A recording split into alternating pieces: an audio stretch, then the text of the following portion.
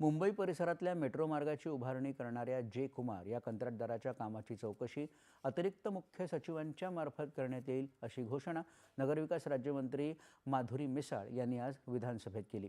ही चौकशी करण्याची सूचना पीठासीन अधिकारी संजय केळकर यांनी केली होती।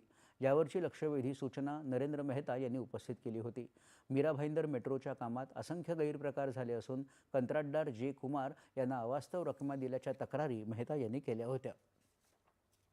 मुंबई शहरात असणाऱ्या झोपडपट्टी पुनर्विकास योजनेसाठी केवळ जमिनीवर असलेल्या झोपड्यांनाच प्रचलित कायद्यानुसार ग्राह्य धरण्यात येईल, झोपड्यांच्या पोटमाळ्यावरील लोकांना नाही, असं स्पष्ट उत्तर प्रभारी मंत्री शंभूराज देसाई यांनी दिलं।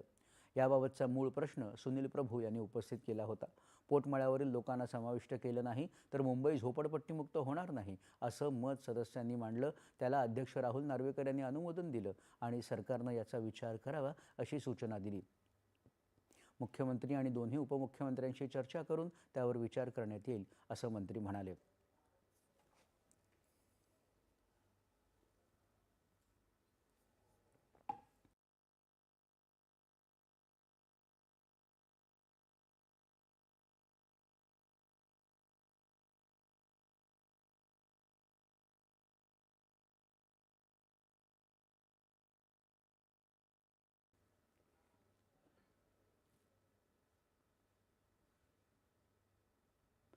राज्यात भेसळयुक्त अन्नपदार्थांच्या तपासण्यांची संख्या वाढवण्याची ग्वाही देत त्यासाठी 167 नवीन अन्न निरीक्षकांची नेमणूक केल्याची माहिती अन्न आणि औषध प्रशासन मंत्री नरहरी झिरवळ यांनी विधानसभेत दिली। याबाबतचा मूळ प्रश्न सुनील कांबळे यांनी उपस्थित केला होता।